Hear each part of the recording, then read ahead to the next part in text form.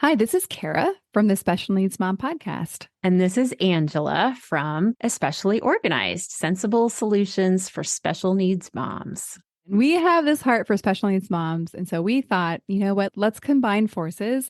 And we have come up with what we're calling the Purge Party. And you can pretty much guess what it is. It's a party where we're going to come together and we're going to purge or, in general, accomplish a goal, a small goal together.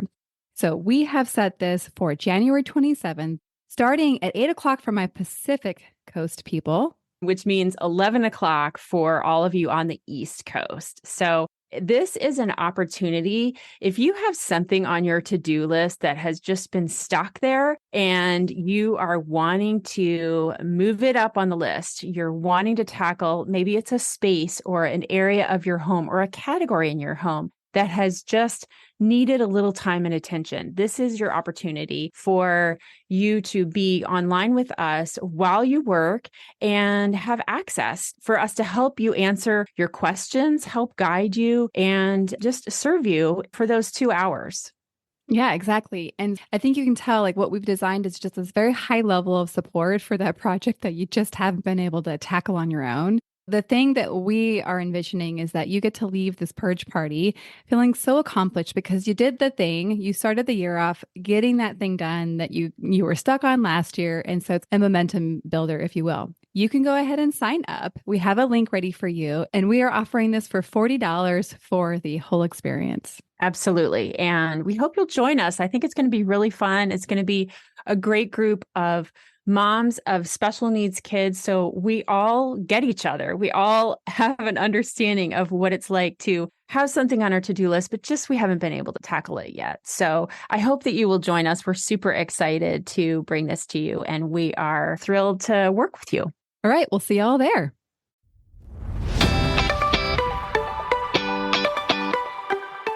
Hi, I'm Kara, life coach, wife, and mom to 4 incredible and unique children.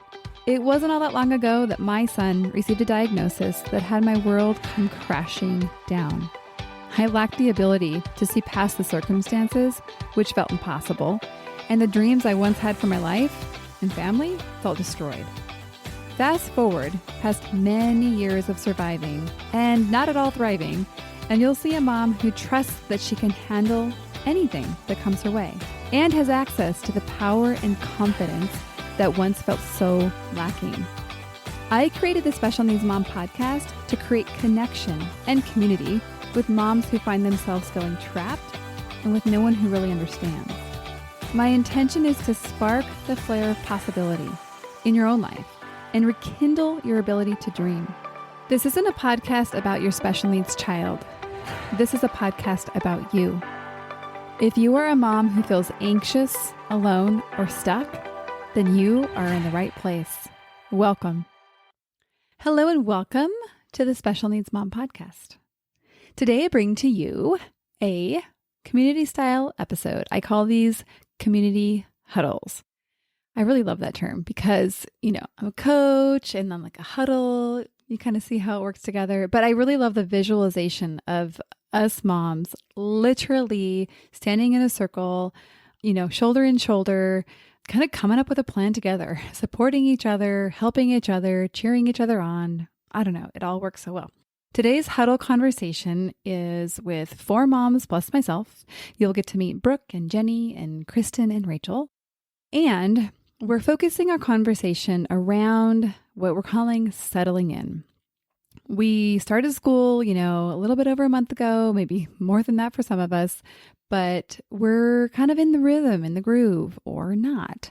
And so we're taking a quick look. We're doing a little quick evaluation and see what's working, maybe what's not working, and anything when we make this observation, we say, hey, I want to try to do this thing differently or that thing differently.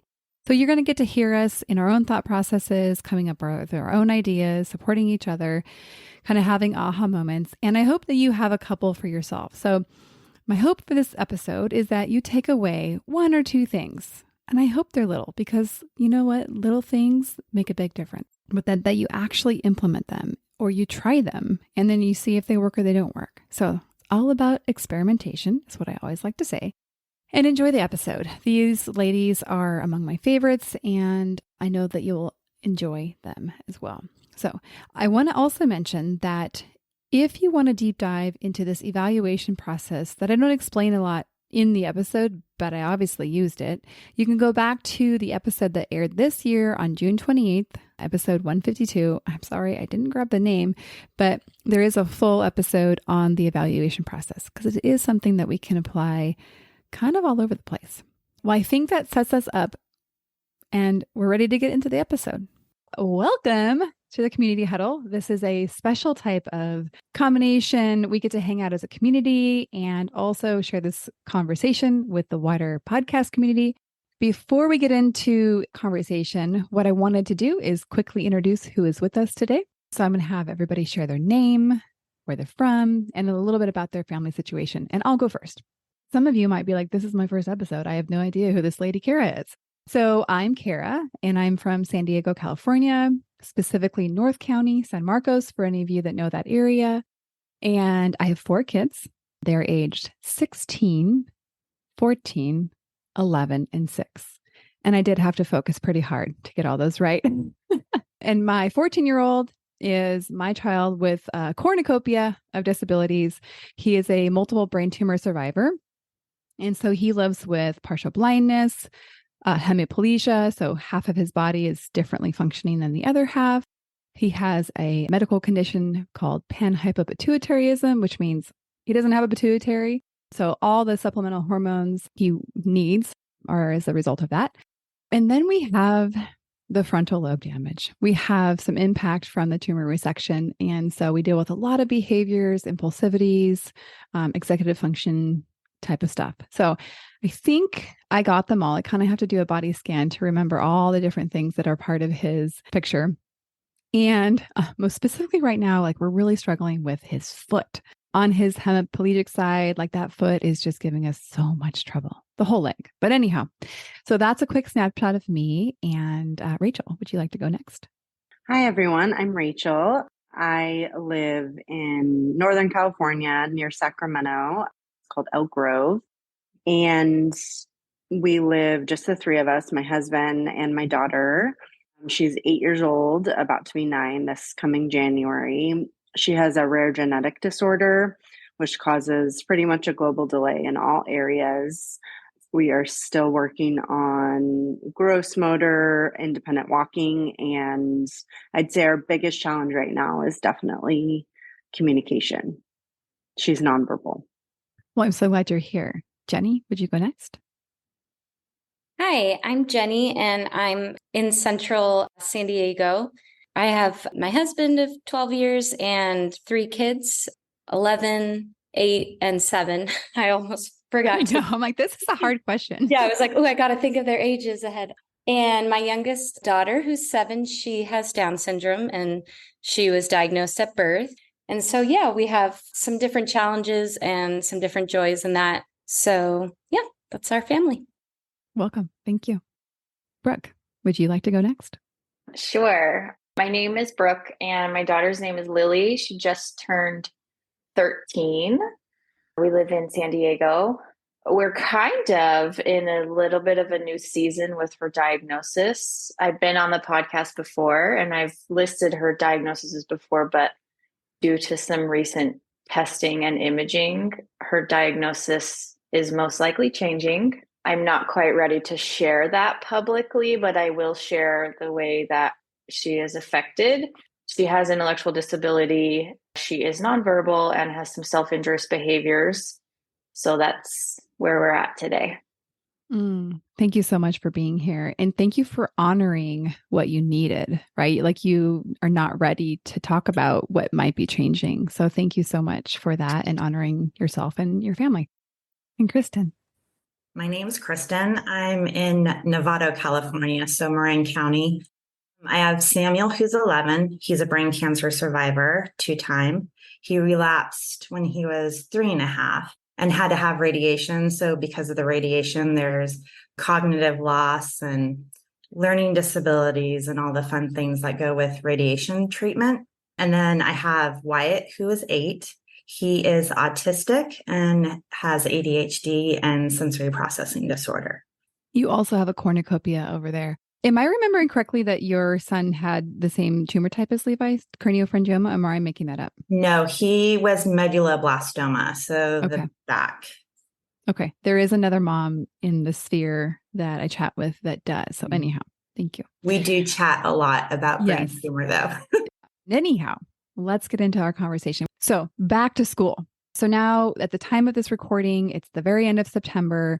I personally, my kids have been back at school for just over 4 weeks, and we settled into the groove. And I mostly know all the teachers' names. I don't know all of the names. There's a lot of teachers between 2 high school kids and all other kids.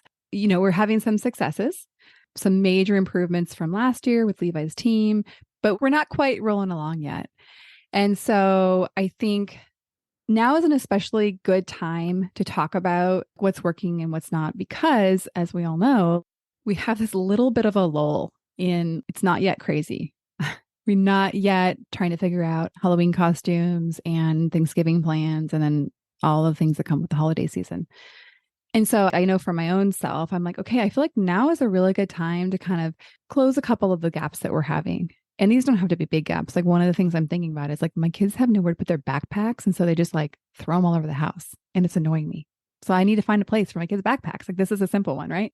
So we're going to use a simple structure of these 3 questions to really evaluate where we're at. And then, have a conversation, which I think is going to be fun as a group to really look at what we might want to take on to go towards the direction that we all want, which I think is just more presence, more connection, more peace, more calm, and less of all the opposites of that. So it'll be kind of an open conversation. Y'all can chime in as appropriate. And we're going to answer each question one by one. So we're going to first start with the question of what's working?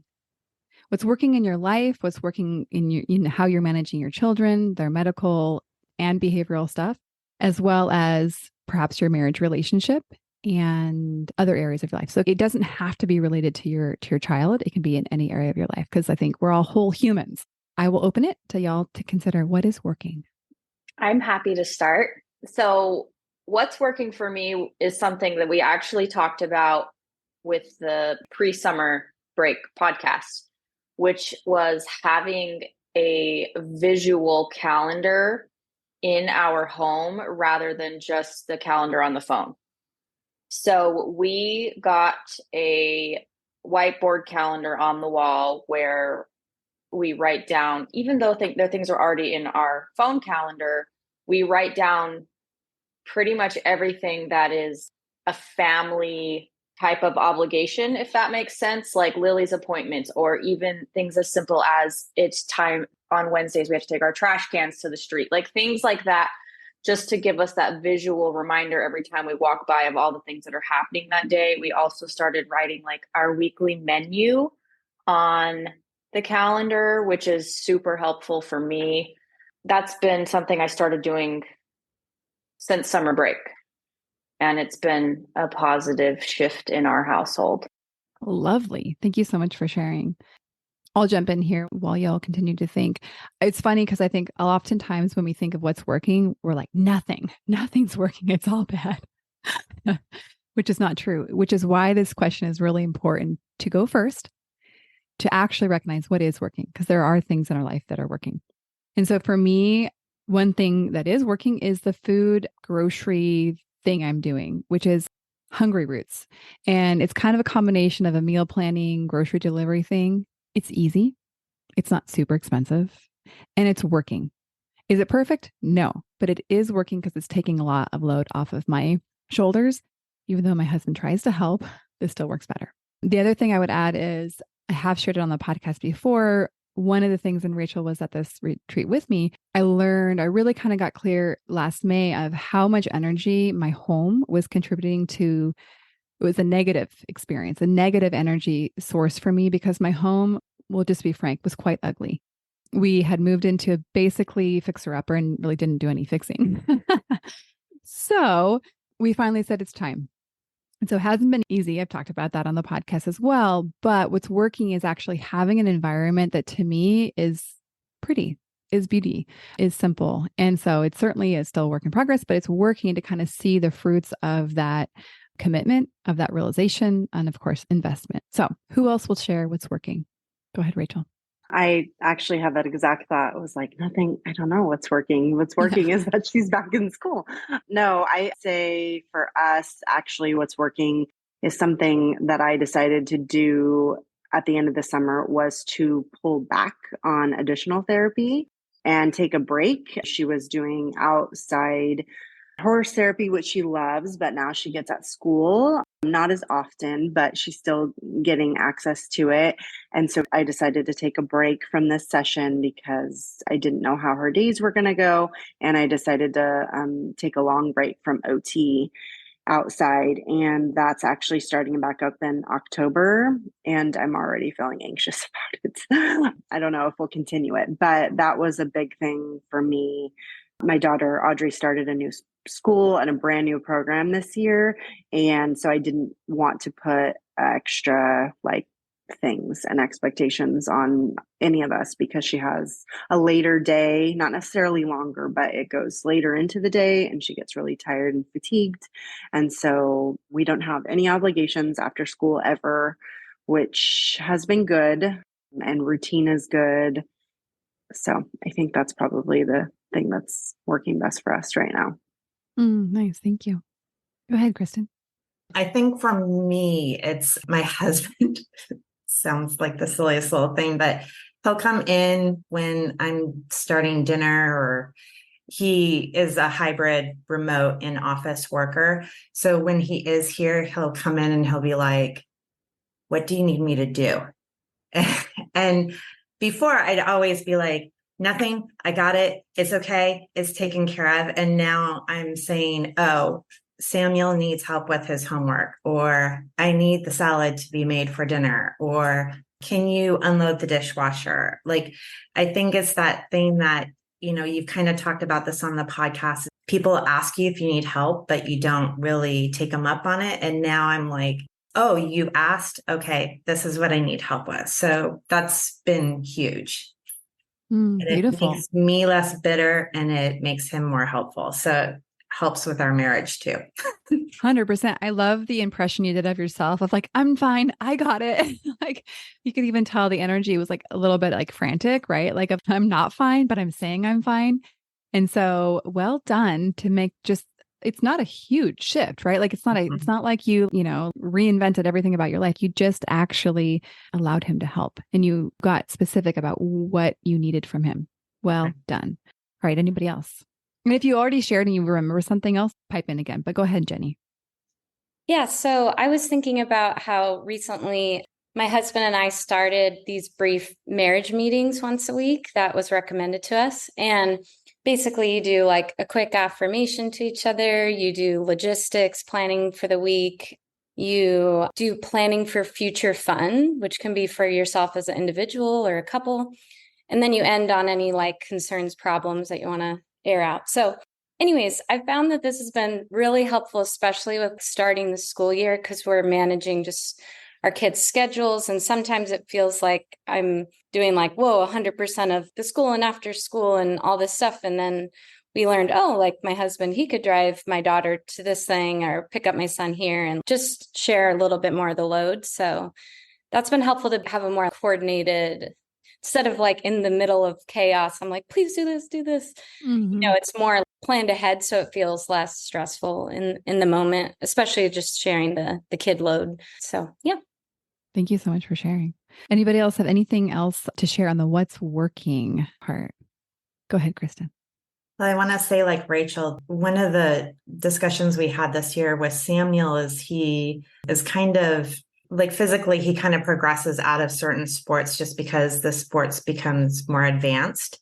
And so this year we decided to do that with his soccer program, which was a highly competitive 2 practices a day, a game or 2 on the weekends. Yeah. And we really decided to step back because we don't want him to stop enjoying the sport. And so we found a program that's for 2 hours on a Saturday. He's not booked on the Saturday. So like Rachel had mentioned, it's just kind of nice to have that breathing room when you kind of cut back on the activities, because he does have 2 therapies a week as well. So just cutting back and not feeling like he has to do all the things because that's what he should be doing if he was neurotypical, and just kind of meeting him where he's at instead. So I've been trying to figure out how to do that. And I think this was an important first step. Nice. I can't even imagine two practices a day. Like, oh my Or goodness. 2 practices a week. Sorry. Okay. That's 2 like, practices a I was week. like, I mean, I did that in college for water polo, but I mean, that was like No, not 2 practices a week. 10. Sorry. Yeah. No problem. No problem. Still. Were you going to say something, Rachel? Go ahead. Yeah, I was just thinking I guess the other thing, the main thing that's really been working is the fact that I got her into this program that I wanted, because the community has just been life changing. And I've already met more moms, more parents in the last, a month and a half at this school than I ever have her entire childhood. So yeah, that's definitely working. Yay. And I'm going to add one more for what's working for me, especially because it's very in contrast with, I think, what both Kristen and Rachel shared. And I want to share it to highlight that there's no right or wrong way to do any of this, right? So what's working for us is we actually just added swim team to Levi's schedule. It's kind of intense. Like it's 4 days a week. It's from 6 to 6:40. You guys probably see me on Instagram. I mean, last night I was like, I'm in swim practice and I'm like talking on Instagram. It's a lot.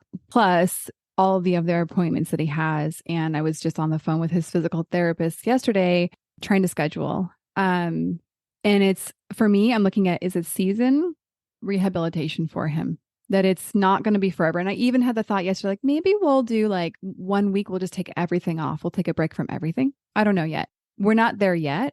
We're kind of just getting the rhythm down, because right now for us is such a relief to have this team. Like it is like the thing that I wanted to exist, didn't. Like I was literally going to call to like invent it to the city of San Marcos, and it was there. Like it was this miracle. Anyhow, so that's working for us, and it may not work that long. So we'll see about that. Now shifting into what's not working. And most of us have a really easy time of this. I'll just jump in with mine. I think I mentioned it earlier. It's kind of a simple one, but like backpacks in my house are not working. So one thing is that Levi won't bring his backpack in from the car into the house. And so like in the morning, I'm like, where's your backpack? And it's in the car. So then I get annoyed. So that's not working. And then my other kids, bless their little hearts, they literally have nowhere to put their backpack because the home renovation. So like one of them is very dutiful and responsible. So he like puts it in the corner of the entryway. And then we got one that just throws it wherever. And then my oldest son, he likes to invade my space. So he brings it into my office. And I'm like, this is my office. That's your backpack. This is not going to work. So it's not working. I need to create a system for that. This is another one that I think is a little interesting, is what's not working is my chore schedule. So I have this little spreadsheet. All of my kids know when they come home, they have several small responsibilities that they are asked to do before we move on to other things. And it's from beginning of last year, and it requires Levi to do, like each person has a different part of the dishwasher. And because of Levi's recent challenges, he's not been able to do them. Like the actual walking has been a limitation. So it totally throws a cog in our whole system, because I have one section of the dishwasher that's not unloaded. And then my kids don't adapt very well if I ask them to step up. That turns out that's not a good system. They're like, what? They're just not as understanding as I would hope they would be at some point in their life. So that's not working. I need to adjust. I need to recognize this is where we're at now. I need to make a chore schedule for where we're at now. Let's see what else. I would also say what's not working for me is managing the medical for Levi. And I was just on the phone with his primary care provider this morning. And so really, and this is kind of answering the next question, but I think that there needs to be a reinvention of like how I use the system, because what I'm doing now is not working. And I think there are opportunities, after I get through being upset and annoyed and frustrated and all those things, I think there are some opportunities. So what's not working is getting stuck at so many places along to try to get him the care that he needs. And the other thing, the last thing I'll add for myself is, I would say one of you mentioned a husband, what's working. I was like, you know what? I think Jenny was your weekly meetings. I'm like, you know what? My husband and I are really good at the tactical, practical getting stuff done. And I'm like, but we never have fun together. Like we don't go out and have fun and have like the lightness. And so I feel like it's a great time to say, hey, let's put a little bit of more intention into getting a little bit of time alone away from all of our darling children to have some fun. So that would be something I would say for me is not working. All right. Who will go next? Rachel. Yes, I think that exact thing for my husband and I as well. We always say we're Team Audrey, like all the way. We like rock that. But yeah, Team Matt and Rachel isn't always the best. And we have a lot of not responsibilities, but obligations, a lot of things coming up on the calendar.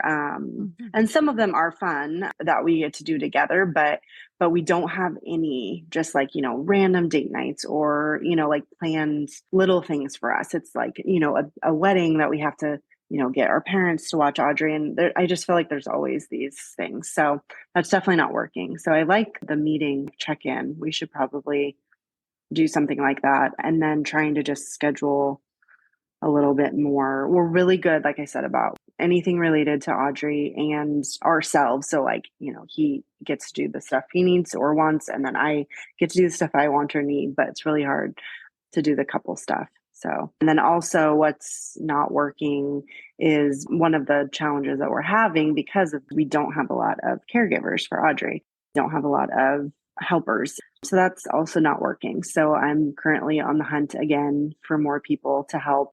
And for just that little stuff, like we've even discussed, maybe we just need to hire someone. And even if we don't have anything planned, just like say every Wednesday from, 5 to 7, this person is in our home. And even if it's just putting her to bed or whatever it is, just giving a task.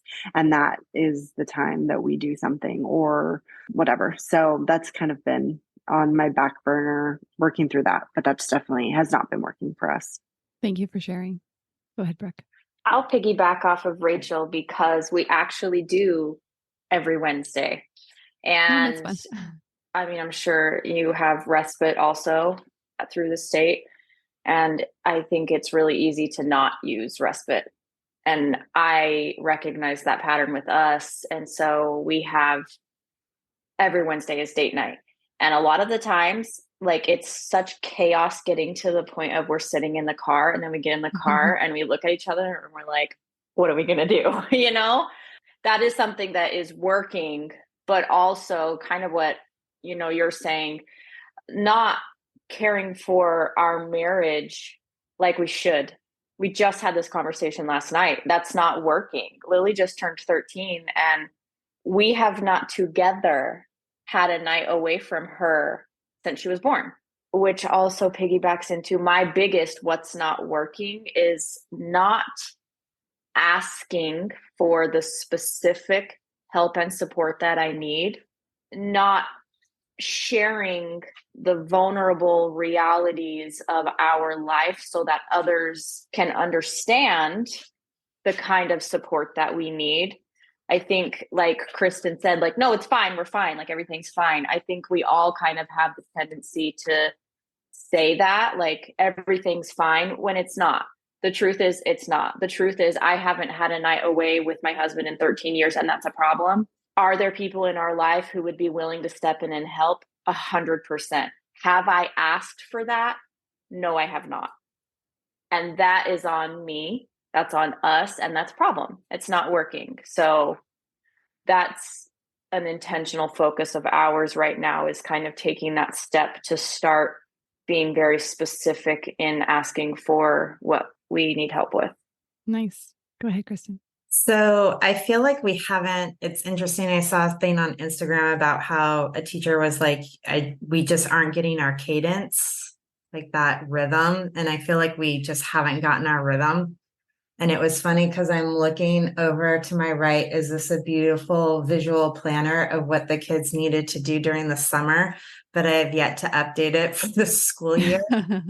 And it's just having, to repeat myself with them. You guys know you need to take your backpacks apart. You need to put your lunch boxes away. And we just haven't really gotten the rhythm yet this year, which has been frustrating. So I think that also, I'm sure you guys can probably relate when you get a new teacher at the beginning of the school year, there's like a learning curve with that teacher. And I'm just really having a hard time with the learning curve with this teacher.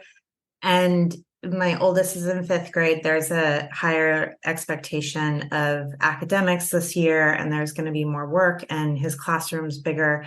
He's always been in general education. We thought that was important, but every year we question it. And so it's just having, like today, I found out of 11 assignments that he was supposed to be working on in class, he's only turned in 1. So it's getting in that communication rhythm with the teacher, trying to understand if something's important or it's not, trying to get him to be more independent. It's so cumbersome. It's so exhausting. Yeah, it's just not working. And it's just frustrating. I feel you. Go ahead, Jenny. We recently started 2 new schools, a new elementary for my 2 younger and middle school for my older daughter. And so one part of something that's not working well is just transitions for my youngest, Clara. There's just so much in and out of the car and these new routines. We started like a new after school activity for her. There's just a couple like late nights in a row in our schedule, just some things that I'm like, I should have possibly planned, this a little differently. But here it is. It's our commitments now for the fall. And so just noticing a lot of behavior, things about just like hopping into her car seat, and she can like buckle herself now, but sometimes she likes to get mischievous and like crawl in the back of the car. And then, I can't drag, 70-pound child, like, across the car anymore. So yeah, we're just having some behavior things with transitions. That's been tough, especially like walking to school, walking back from school, getting in the car, getting out of the car. And we've regressed a little bit. It's like, oh, we made progress on that. And then I'm just noticing like with this new schedule and new school and she's just really tired, I think. So don't know exactly what we need there, but maybe a little bit of a system, with those transitions a little better, some tools there.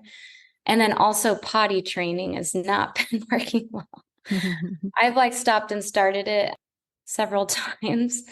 So she's getting more independent, but we're just in a lot of environments now where it's like the expectation is she should go in the bathroom and go, and it's just not working. She's in pull-ups, and there's just these scenarios where, at an after school program, they're calling me like, you need to come help your daughter in the toilet. I'm like, well, this is like her after school time to do something fun. And so anyways, it's been kind of a challenge to figure out. So I don't know if that means I need to do like a big push one weekend, or maybe she's just not ready yet, or I don't know what it is. So yeah, good old potty training.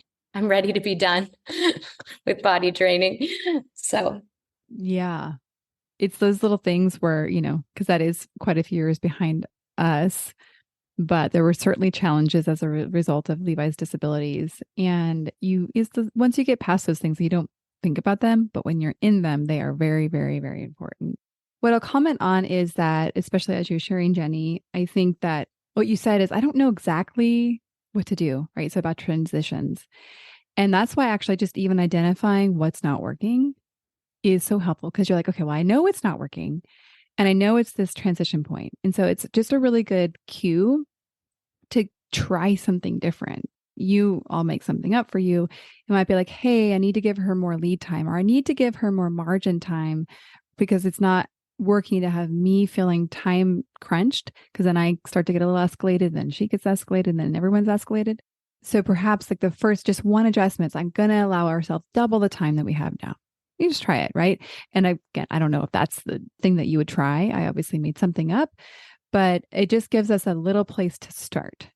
Because of course we don't know the answer. If we knew the answer, we would already be doing it. So that's why I think it's really important to recognize like this is all an experiment and we are all trying something new. Okay. Thanks so much for everyone sharing. And so now we're going to look at the question, what do we want to do different? And I want to emphasize the word want, because sometimes I think that we can say, well, what should we do different? What would somebody else do different? But I really want you to be like, well, what do you want to do different? And maybe you won't want it as much as you want like a, luscious piece of chocolate cake. But, I would want you to want it, to say, yes, I will choose that versus doing it out of I should or an obligation. I will start next with just the things I quickly brainstormed. And I mean, the first one's easy. It's like, I want to update the chore list. It's actually a very short job. I just haven't done it yet. And so I want to do that, and I can do that this week. I also want to like make it look prettier, because right now it's like in a Google spreadsheet. And I was like, I'm going to throw that baby on Canva and make it look pretty. I may not do that this week. I may just do the boring, ugly version because it's working. Well, mostly working. The other thing, so part of Levi's medical management that I mentioned is not working is, you guys will appreciate this, all the different specialists saying, oh yeah, just do this 3 times a day or do 2 times a day or whatever times a day we're doing things. And I did sit down. It was becoming obviously, and I acknowledge they're actually really important things to do. So you can see the rub here where it's like, go to bed at night and be like, crap, I didn't do that thing. And then I just, it doesn't feel good. So the part of medical management that's not working is like actually having a system for doing all these things throughout the day versus just like haphazardly trying to fit them in. And so I did go on Canva for this, and I just did a quick download of all the different things that I have to have my eye on for him all different day. Like one is iron intake, one is his stretching, one is his foot soaks. Oh, and homework, right? Like that's a whole new thing for us. If I just wait for it to happen, it's going to go like it has been. So for me, what I want to do differently is actually create a plan for who and how this is going to get done. And so I started with the pretty chart because I wanted to make it pretty. I didn't want it to be ugly. So I wrote it all down, kind of got it all in one place. And the next step for me is to actually talk with my husband. I might even see if I can employ my oldest son to do some parts of it as one of his responsibilities in the family. I'm not sure if he'll take it, but we might try it. So that's one that I know that I want to do that differently. And then I think an easy, obvious one based on the earlier question is scheduling a date night. And for me, what I'm going to do is I'm going to start with scheduling one date night. I'm not going to necessarily jump to like, I'm going to do it every week. That may not be sustainable for our family right now, but I know that I can schedule one date night in the next week and a half. So that feels very doable. And I think that I want to do that. So that's where I'm starting. All right. And I'm eager to hear from all of you. Who's ready?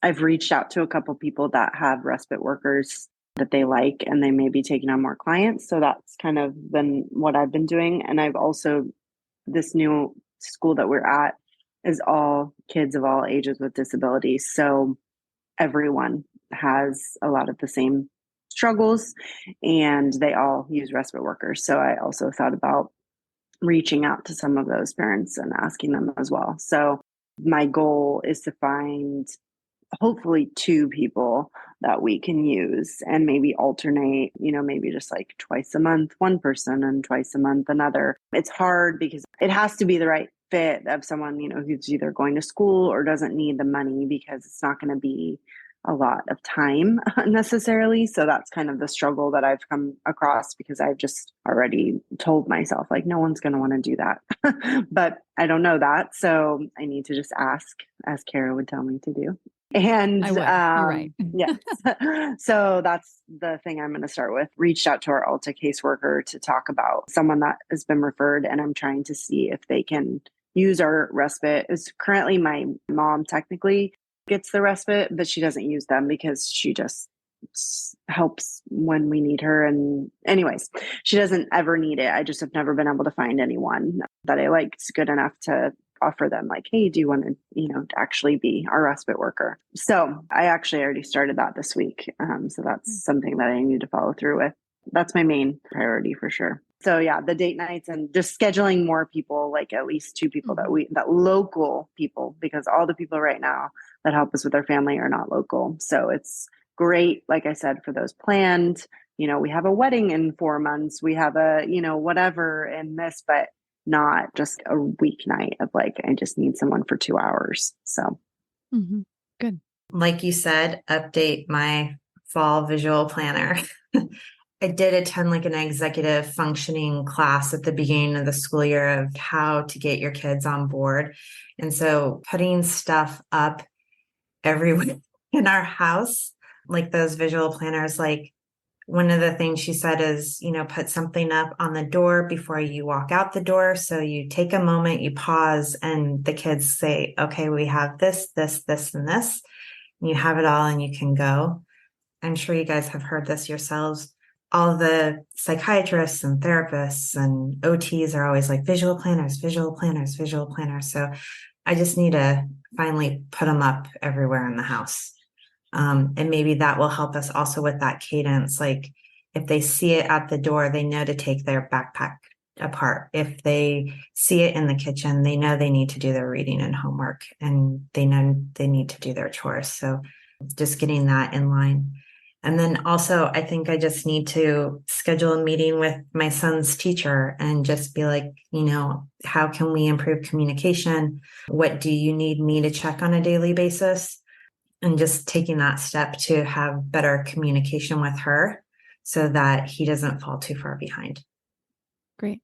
I'll go. What I want to do is get over the fear of asking for help. Mm-hmm. There's a lot of fear of rejection in asking for help. Rachel said, like, if you know the cycle of trying to find a respite worker, and it's hard and it's exhausting, and it gets to a point where it's like, this isn't even worth it. We go through so much just to get 2 hours of a break. And I get in my head this, like the same thing she said, like, who wants to do this? This is minimal pay, minimal hours. I want to get to a place where I don't throw up all of those barriers for myself. There are a lot of people who are willing to help. I throw up all of these barriers, assuming that they're not going to want to, the money's not enough, all of these things that I stress out about, that gets in the way of me asking for help. It gets in the way of me obtaining what I need. So I'm not going to say I'm going to, but I would like to try to get past those so that we can get some help, so that we can nurture our marriage and get a decent break from Lily. Nice. And what I want to point out is you acknowledging that you're not yet tolerable for you to say, I'm going to do this thing that's just outside of your reach. The resistance to that is too high right now, which is totally fine. And so you see what is reachable for you. And what's reachable for you is to get to the place where you've processed some of the fear, you have acknowledged the sticking points and the obstacles, and you've worked through those. And what I hear coming from you is like in a kind and an observational kind of way that actually will have ripple effect. I know this in all different areas of your life. So giving yourself the time and space, generosity to really focus on that first step, because you're absolutely right. If you don't do that first step, the after parts are going to be very, very difficult, if not impossible. So well done on just deciding that little first step and having that be enough. So well done. Who else? I can share. So I think I'm going to take Kara's wise counsel here and say, for the problem of just the transitions, I want to try to, I can think of a couple specific transitions, and I want to put a time stamp on those. Like maybe if I was giving it 5 minutes, give it 10, or some different, write down, for to school, from school, to this activity, just what it needs. Because I can't say necessarily the same amount for each one. I want to spend a few minutes reflecting and write down what I think could be helpful there. And then I think with the potty training, one thing I hadn't done yet is talk to her new school about what they're doing about potty training at school. I just thought of this. It's kind of on my to-do list at the beginning, but there's a lot of moving pieces. So yeah, I think I want to ask kind of what they're doing. Are they doing a timed schedule? And then maybe I can continue that at home, or at least have a more coordinated effort.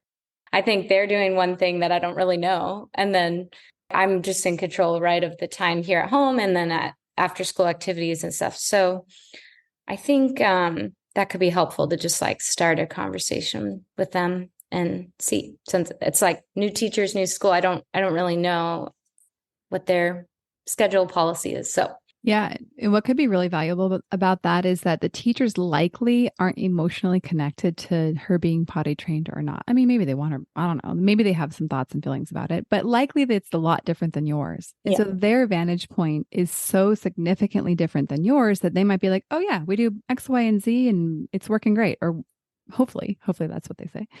And even if they don't, likely that you guys can have a collaborative conversation about creating something that works for all of you.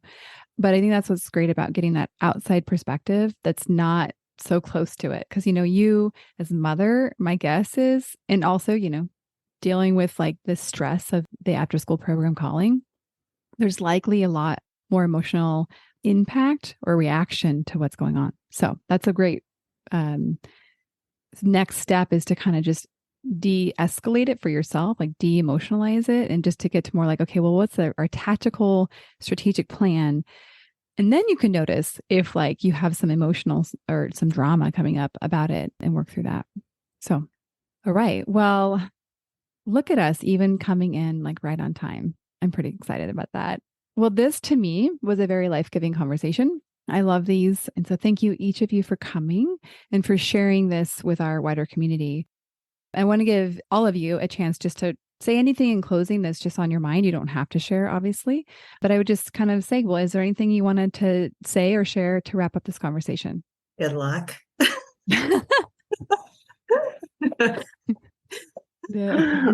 Everyone's looking like, oh, what do I want to say? I think that's a great way to end this.